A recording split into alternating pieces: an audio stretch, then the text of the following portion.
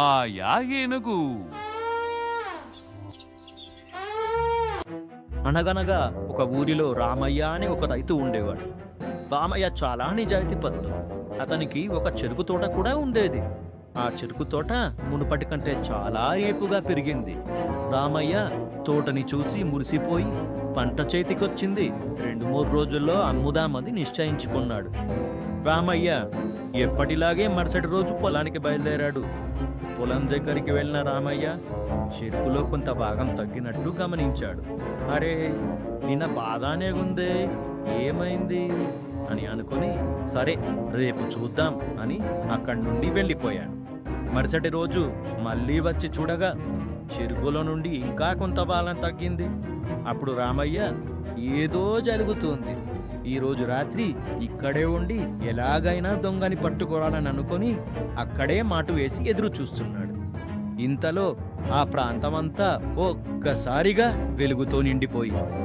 అప్పుడు ఆకాశం నుండి ఒక తెల్లటి రెక్కల ఏనుగు ఎగురుకుంటూ వచ్చి చెరుకులో నుండి కొంత భాగాన్ని తిని అక్కడి నుండి ఎగిరి వెళ్ళిపోయింది.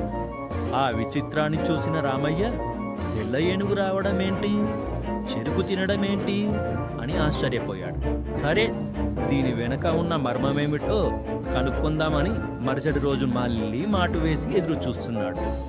అప్పుడు మళ్ళీ అదే వెలుగు, అదే ఏనుగు మళ్ళీ నేలపైకి వచ్చి చెరుకుని తిని బయలుదేరేలోపు రామయ్య ధైర్యం తెచ్చుకుని ఏనుగు దగ్గరికి రాగా అది అంతలోపే తిరిగి పయనమయ్యింది.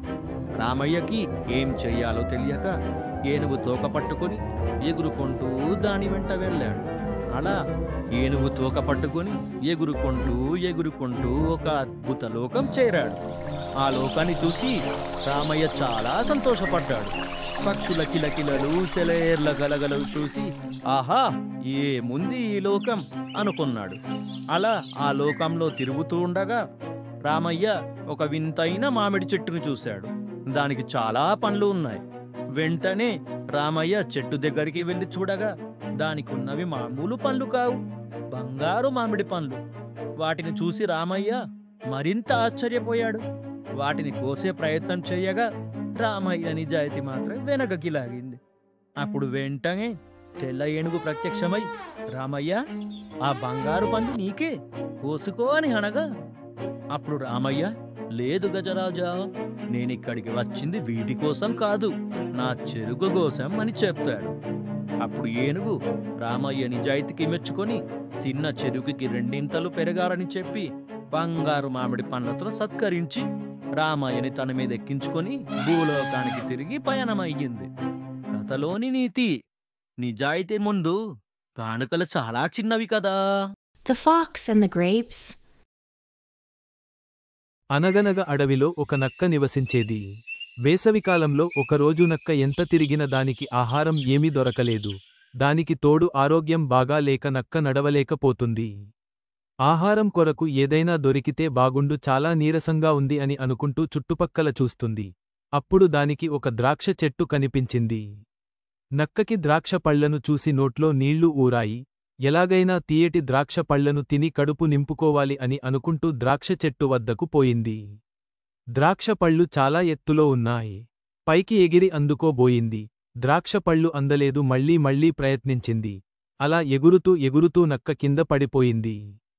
కాని ద్రాక్ష పళ్ళు మాత్రం అందలేదు. అప్పుడు నక్క తన మనసులో ఇలా అనుకుంది, ఈ ద్రాక్ష పళ్ళు చాలా పుల్లగా ఉన్నట్టున్నాయి. ఈ పుల్లటి ద్రాక్ష పళ్లను తిని నా నోరు పాడు చేసుకోవడం కంటే వేరే ఏదైనా వెతుక్కుని తింటా అని అనుకుంటూ అక్కడి నుండి వెళ్ళిపోయింది. కథలోని నీతి, ప్రయత్నించాలి కాని నిరాశపడవద్దు.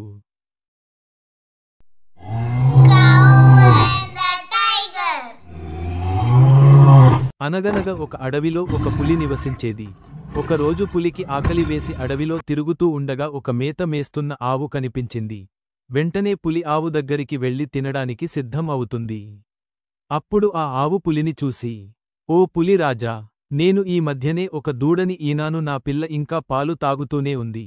ఉదయం సరిగ్గా పాలు ఇవ్వకుండా మేతకి వచ్చాను. అది పాలు తాగడానికి నాకోసం వేచి చూస్తూ ఉంటుంది. నా బిడ్డకు పాలు ఇచ్చి తప్పకుండా వస్తాను. తిరిగి వచ్చి మీకు ఆహారం అవుతాను అని పులిని వేడుకొంది. అప్పుడు పులి ఇలా అంది, సరే, నాకు ఆకలిగా ఉన్నా నీమీద జాలితో నీకు అవకాశం ఇస్తున్నాను. వెళ్ళి తొందరగా రా అని చెప్పింది. వెంటనే ఆవు తన గుడిసెలో ఉన్న దూడ వద్దకి వెళ్లి కడుపునిండా పాలిచ్చింది. మంచి బుద్ధులు నేర్పి తిరిగి అడవిలో పులి ఉన్న చోటుకి వచ్చింది. ఆవు నిజాయితీగా తన మాటమీద నిలబడి ప్రాణాలను లెక్క చేయకుండా తిరిగి వచ్చినందుకు సంతోషించిన పులి, నేను బాగా ఆకలితో ఉన్నా నీ నిజాయితీకి మెచ్చి నిన్ను తినకుండా వదిలిపెట్టున్నాను, వెళ్ళి నీ బిడ్డతో హాయిగా జీవించు అని ఆవుని విడిచిపెట్టింది. పులి దయాగుణానికి ఆవు కృతజ్ఞతలు తెలిపి తన గుడిసెకి పోయి బిడ్డతో హాయిగా జీవించసాగింది. కథలోని నీతి: మన నిజాయితీ మనల్ని ఎప్పుడు కాపాడుతుంది. Storks and the turtle. ఒక ఊరి చెరువులో 2 కొంగలు మరియు ఒక తాబేలు నివసించేవి. ఆ సంవత్సరం వర్షం లేక చెరువులోని నీరు ఎండిపోయింది. ఒకరోజు 2 కొంగలు ఎగురుతూ కొత్త చెరువును చూశాయి. దానిలో చాలా నీళ్లు ఉన్నాయి. కొంగలు ఉండే పాత చెరువు నుంచి కొత్త చెరువుకి వెళ్ళిపోవాలని మాట్లాడుకున్నాయి. అది విన్న తాబేలు, నన్ను కూడా ఇక్కడి నుండి తీసుకెళ్ళండి అని కొంగలని బ్రతిమిలాడింది. కొంగలు జాలిపడి తాబేలుని తీసుకుని వెళ్లడానికి ఒప్పుకున్నాయి. కాని ఎలా? తాబేలు ఎగరలేదు. అలాగని నడుచుకుంటూ కూడా వెళ్లలేదు. తాబేలు చాలా నిదానంగా నడుస్తుంది కదా. చివరికి కొంగలకి ఒక ఉపాయం వచ్చింది. తాబేలు ఒక కర్రను గట్టిగా పట్టుకుంటే ఆ కర్రను చెరో చివరన కొంగలు పట్టుకుని అలా ఎగురుకుంటూ కొత్త చెరువుకు చేరుకోవచ్చు అని అనుకున్నారు. ఎట్టి పరిస్థితిలోనూ నువ్వు పట్టు విడవద్దు, గట్టిగా కర్రని పట్టుకునే ఉండాలి అని కొంగలు తాబేలును హెచ్చరించాయి. తాబేలు కూడా సరే అన్నది. మరుసటి రోజు కొంగలు రెండూ మధ్యలో తాబేలును మోస్తూ ఎగరడం మొదలెట్టాయి. తాబేలు మొదట్లో బానే కర్రని గట్టిగా పట్టుకుంది. కాని కొంచెంసేపు ఎగిరాక కింద భూమి మీద కొంతమంది పిల్లలు కనిపించారు. పిల్లలు ఈ దృశ్యాన్ని చూసి ఒకరికి ఒకరు చూపించుకుంటూ ఆశ్చర్యంగా మాట్లాడుకుంటున్నారు. ఇది గమనించిన తాబేలు కొంగలకి చెప్పాలని అటు ఇటు కదలడం మొదలుపెట్టింది. ఇంకేముంది, తాబేలు కింద పడిపోయి ప్రాణాలు కోల్పోయింది.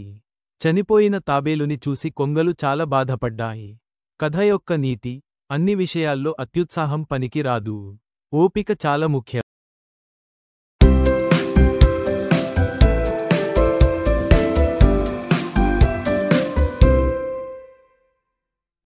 Please subscribe my channel for more videos.